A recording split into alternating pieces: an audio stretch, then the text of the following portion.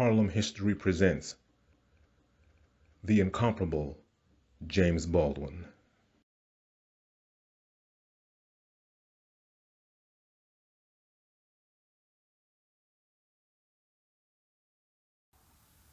I was born in Harlem.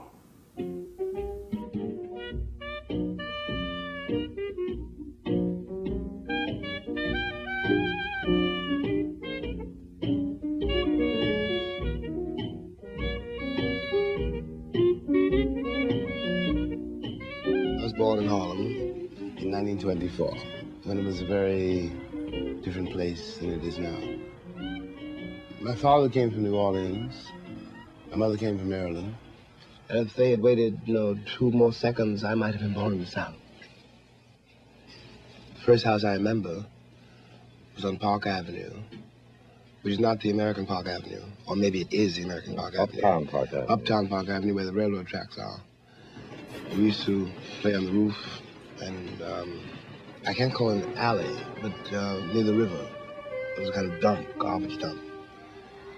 Those were the first scenes I remember. I remember my father had trouble keeping us alive. There were 9 of us, and I was the oldest, so I took care of the kids and dealt with Daddy. I understand much better now. Part of his problem was he couldn't feed his kids. But I was a kid and I didn't know that. And he was very religious, very rigid. In fact, in a word, he wanted power. He wanted Negroes to do, in effect, what he imagined white people did. That is to own the houses, to own U.S. Steel. And this is what, in effect, killed him, because there was something in him which could not bend. He could only be broken.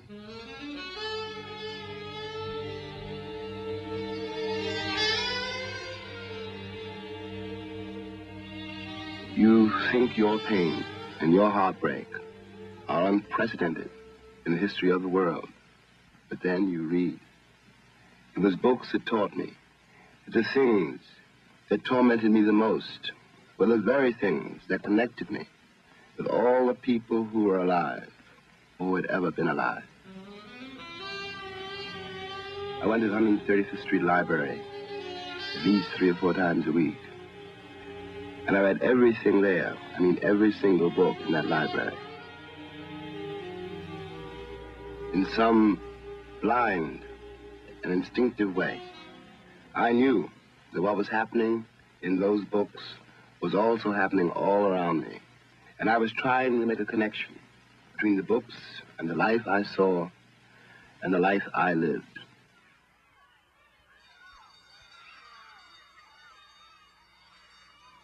I knew I was black, of course, but I also knew I was smart. I didn't know how I would use my mind, or even if I could. But that was the only thing I had to use. And I was going to get whatever I wanted that way. And I was going to get my revenge that way. So I watched school where I watched the streets, because part of the answer was there.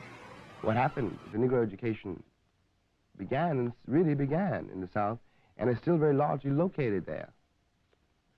There are Negro universities in the South. There are very few Negro universities in the North, because the North is technically not segregated. But it is very difficult, on the other hand, to enter. I don't mean it's difficult because the law is against it, or any of these things. I mean that it's a complex of things. I grew up in Harlem. So naturally I went to Harlem schools. Had to go to Harlem schools. There were only schools, in my neighborhood. You grow up, if you're an American Negro, no matter where you live in the country, you are living in a segregated community. The South has, all those things we know about in the South, and in every great northern city has its ghetto. And I know how difficult it is to get out of these ghettos because I was born in one. Well, James, are you suggesting then that, in effect, officially, in the South, there is inequality and no freedom for the Negro, and unofficially, but just as effectively, there is no freedom for the Negro in the North? The terms are different, but the reality is the same. A boy in Birmingham is in great trouble in Birmingham. He has, in a way, one advantage, though. It's very clear in Birmingham that he can't go anywhere A boy born in New York can go almost anywhere. Almost. Almost. This can drive you mad. This can drive you mad. You can live almost anywhere if you fight to get in. You can enter almost any nightclub. You can enter almost any bar, and nothing will happen. But this almost means that there is a bar, there is a hotel, there is a doorman, there is an elevator boy, there is somebody every day. There is that one place you cannot go, which means you enter every door on edge. Now, this is not true in the South. When a Negro boy goes in the Woolworths in the South, sits down, he knows very well what he's up against. He knows they don't want him there, and the only way that he can stay there is to say, in effect, what they have said, you know. We not only are entitled to service, but we want it. Were you able to listen to the show backstage? A good deal of it, but then I was behind the rostrum here. Yes. So I heard only some of it. Did you hear anything that you disagreed with? I disagreed with a great deal of it. And, of course, there's a good deal I agree with.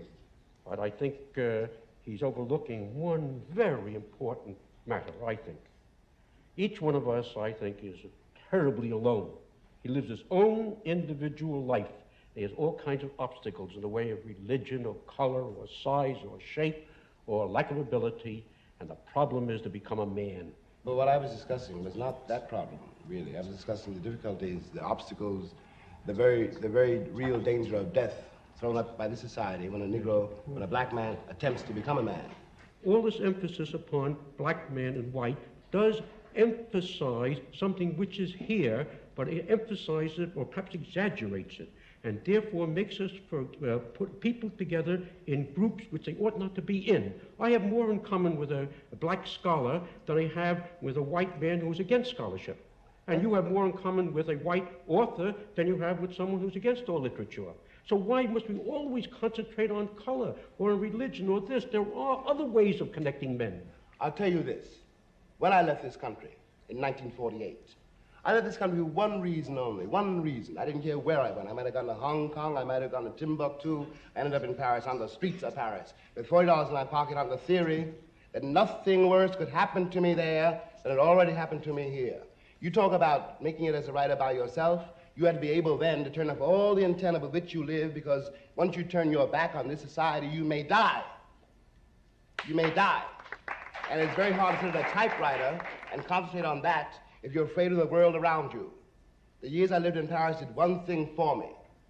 They released me from that particular social terror, which was not the paranoia of my own mind, but a real social danger visible in the face of every cop, every boss, everybody. I don't know what most white people in this country feel, but I can only conclude what they feel from the state of their institutions. I don't know if white Christians hate Negroes or not, but I know that we have a Christian church which is white and a Christian church which is black. I know, as Malcolm X once put it, that the most segregated hour in American life is high noon on Sunday. That says a great deal for me about a Christian nation. It means that I can't afford to trust most white Christians and certainly cannot trust the Christian church. I don't know whether the labor unions and their bosses really hate me. That doesn't matter, but I know I'm not in their unions. I don't know if the real estate lobby has anything against black people, but I know the real estate lobbies keep me in the ghetto. I don't know if the Board of Education hates black people, but I know the textbooks they give my children to read and the schools that we have to go to. Now, this is the evidence. You want me to make an act of faith, risking myself, my wife, my woman, my sister, my children, on some idealism which you assure me exists in America, which I have never seen. Baldwin's book, The Fire Next Time, published in 1963, discussed the uneasy relationship between Christianity and the Black Muslim movement within the Civil Rights Movement, and landed him on the cover of Time magazine. In 1963, he may well have been the most powerful and most compelling and most widely recognized literary voice in terms of his essays, in terms of his relatively popular fiction. He was the voice that was calling America's attention to the prejudice and the racism that persisted in society. It was the year of Dr. King's historic speech, the March on Washington. Everybody read The Fire Next Time. It was an angry outcry at the racism going on in the United States and the burgeoning civil rights movement. With the assassination of major civil rights leaders like Malcolm X and Martin Luther King, Baldwin returned to Europe, where he lived most of his adult life, and continued to reflect the racial upheaval of America through his work. In addition to novels and essays, James Baldwin was a playwright. He wrote criticism. He even published some film criticism. He was what you might call a creative journalist. He looked into the Atlanta child murders late in his career and wrote a series of powerful essays about those. As a resident of France, Baldwin was given that country's highest honor, Commander of the Legion of Honor. He died from stomach cancer on November 30th, 1987, in Saint-Paul-de-Vence, France, and was buried in Harlem, New York. His writings had an enormous impact on American society. He reflected the times and remains a powerful source for an understanding of a vital period of our national history, the Civil Rights Movement, the most important moral crusade of the late 20th century. When I was growing up, I was taught in American history books that Africa had no history, and neither did I. That I was a savage, about whom the less said the better, who had been saved by Europe and brought to America. And of course, I believed it. I didn't have much choice. Those are the only books there were. Everyone else seemed to agree. If you walk out of Harlem, ride out of Harlem, downtown, the world agrees. What you see is much bigger, cleaner, whiter, richer, safer than where you are. They collect the garbage. People obviously can pay their life insurance. The children look happy, safe. You're not. And you go back home. And it would seem then, of course, that it's an act of God, that this is true, that you belong where white people have put you. It is only since the Second World War that there's been a counter-image in the world. And that image not come about through any legislation on the part of any American government, but through the fact that Africa was suddenly on the stage of the world, and the Africans had to be dealt with in a way they'd never been dealt with before. This gave an American Negro for the first time a sense of himself beyond a savage or a clown. It has created, and will create, a great many conundrums. One of the great things that the white world does not know, but I think I do know, is that black people are just like everybody else. One has used the myth of Negro and the myth of color to pretend and to assume that you are dealing essentially with something exotic, bizarre, and practically, according to human laws, unknown. Alas, it is not true. We are also mercenaries, dictators, murderers, liars. We are human too. What is crucial here is that unless we can manage to establish some kind of dialogue between those people whom I pretend have paid for the American dream and those other people who have not achieved it, we will be in terrible trouble. I want to say at the end, at the last, is that that is what concerns me most. We are sitting in this room, and we are all, at least we like to think we are, relatively civilized, and we can talk to each other at least on certain levels, so that we could walk out of here assuming that the measure of our enlightenment, or at least our politeness, has some effect on the world. It may not. I remember, for example, when the ex-Attorney General, Mr. Robert Kennedy, said that it was conceivable that in 40 years in America we might have a Negro president. And that sounded like a very emancipated statement, I suppose, to white people.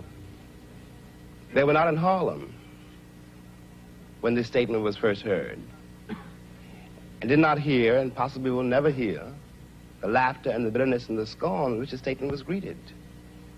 From the point of view of the man in the Harlem barbershop, Bobby Kennedy only got here yesterday. And now he's already on his way to the presidency.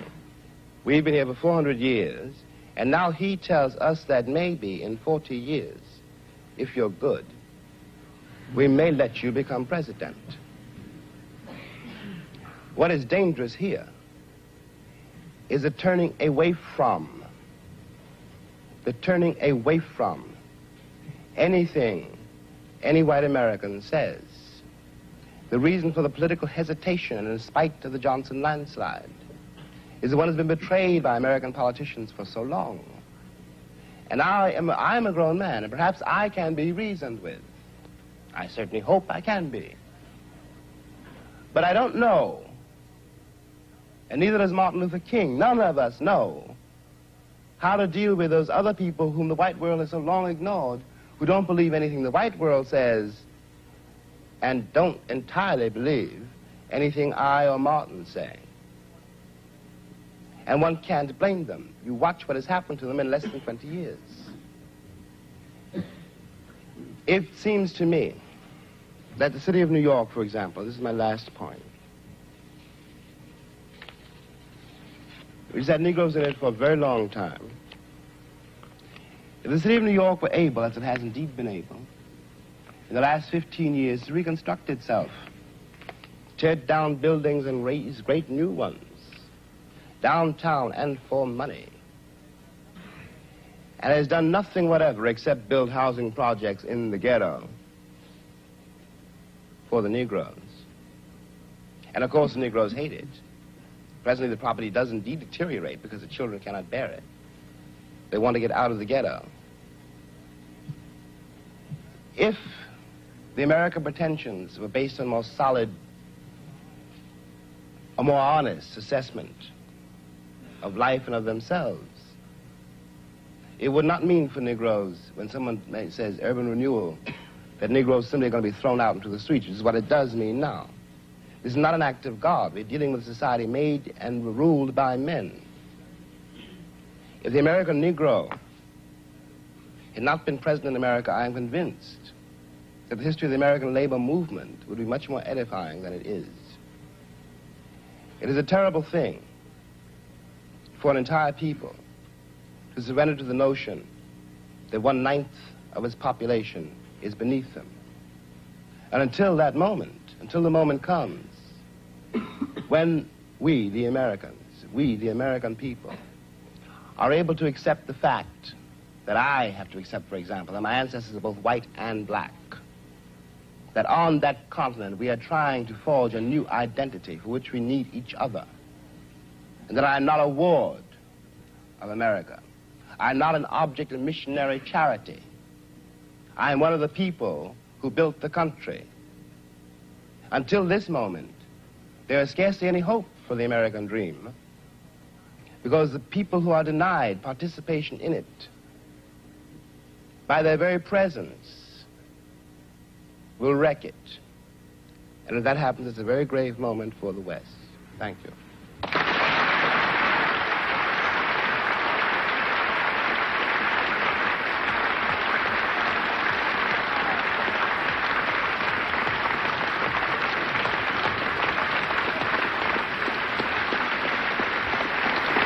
I was born in Harlem.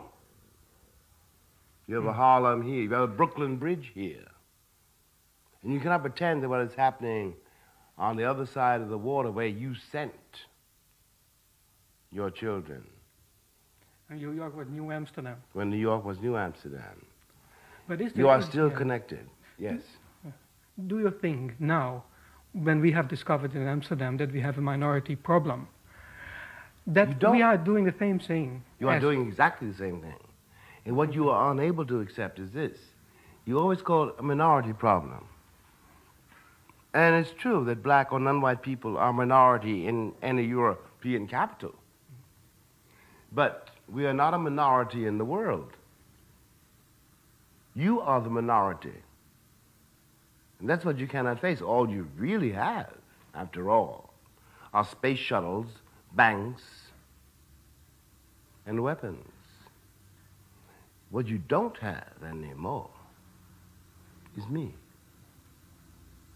And you only, me, I, the slave, I, the nigger, I, the black cat, who believed everything you said once. I'm terrified at the moral apathy, the death of the heart, which is happening in my country. These people have deluded themselves for so long that they really don't think I'm human. I base this on their conduct, not on what they say. And this means that they have become, in themselves, moral monsters. Well, Jim, I can see... It's a terrible indictment. Yes. I mean every word I say. It was a great shock to me. I want to say this on the air. The Attorney General did not know. You mean the Attorney General of the United States? Mr. Robert Kennedy. Didn't know that I would have trouble convincing my nephew to go to Cuba, for example, to liberate the Cubans in defense of a government which now says it is doing everything it can do, which cannot liberate me.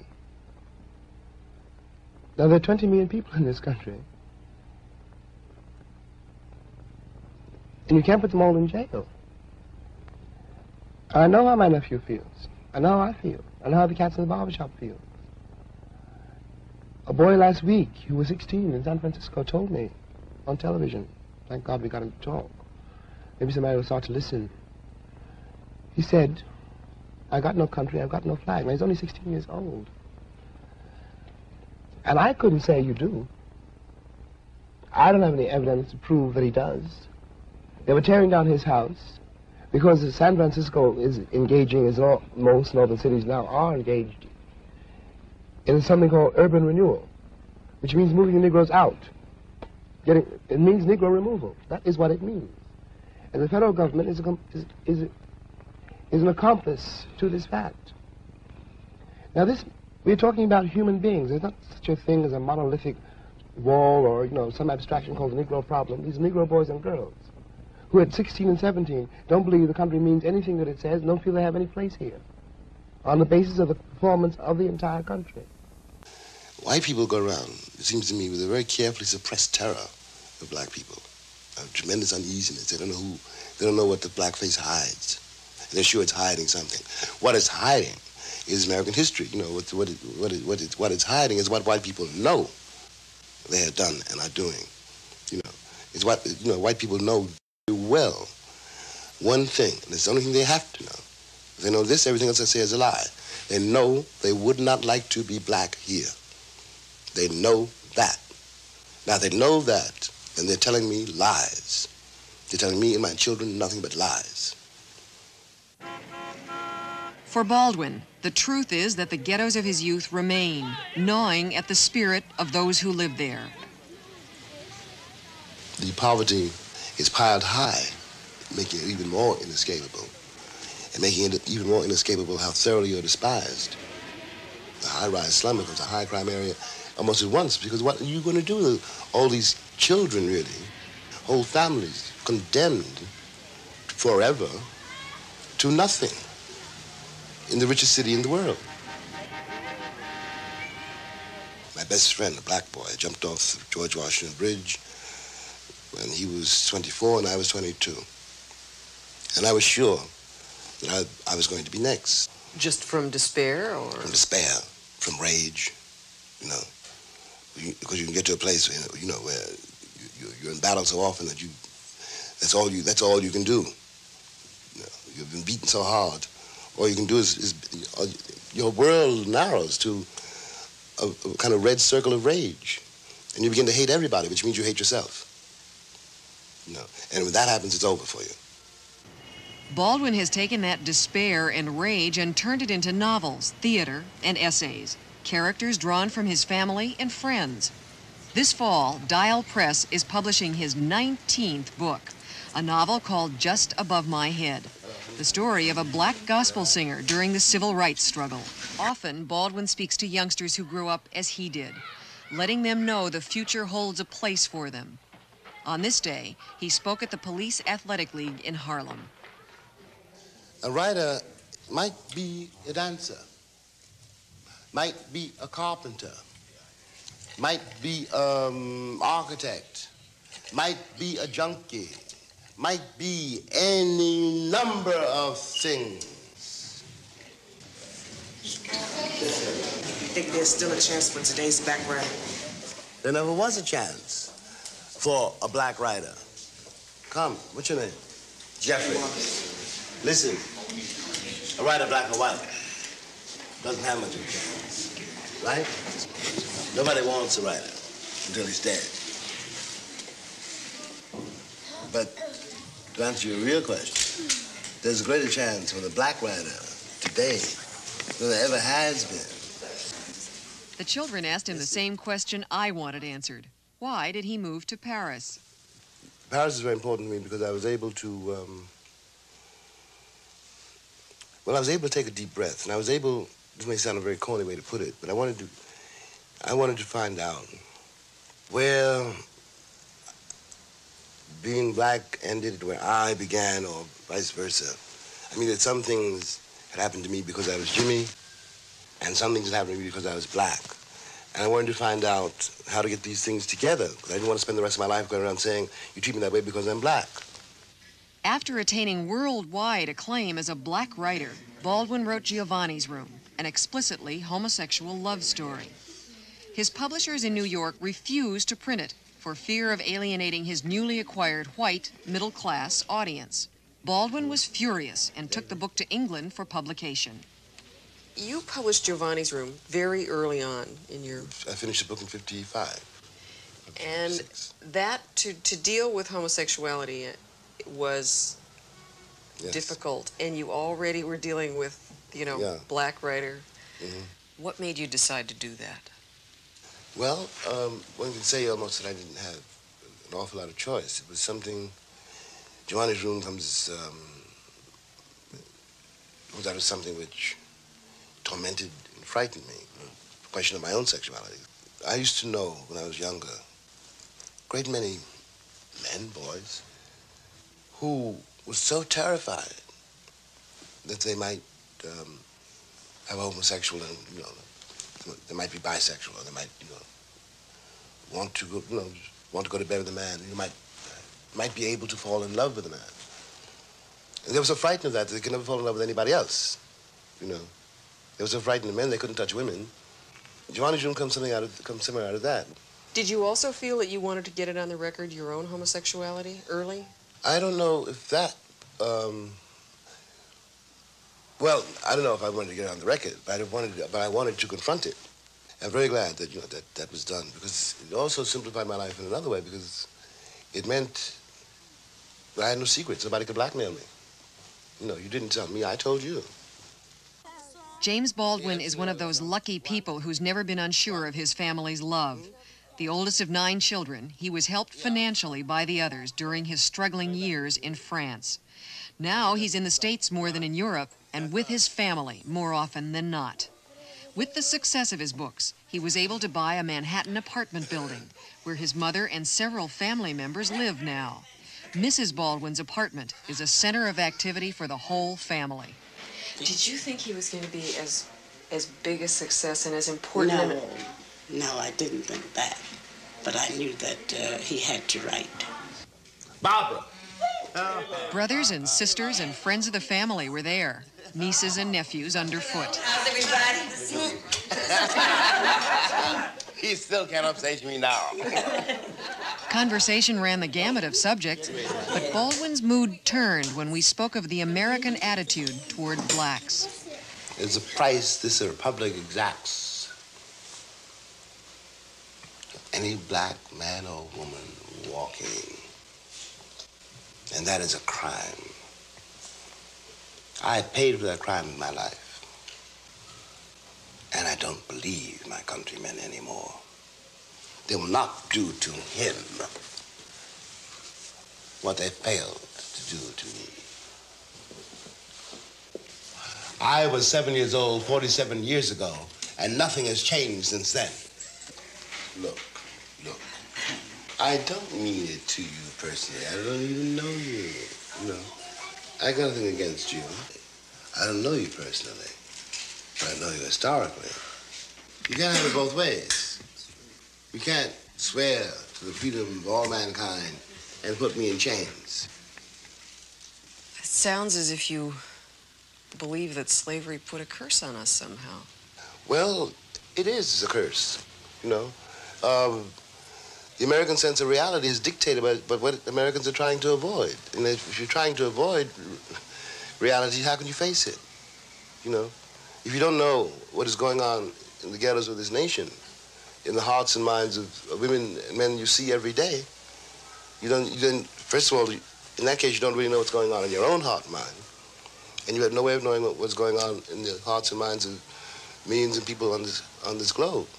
You have told people, this nation in particular, a lot of what they don't want to hear. Yeah, I have. I've tried. You never know. But I tried, yes, to, the song says, wake the children sleeping. You know, I'm supposed to be a disturber of the peace. Still preaching, huh? Yeah.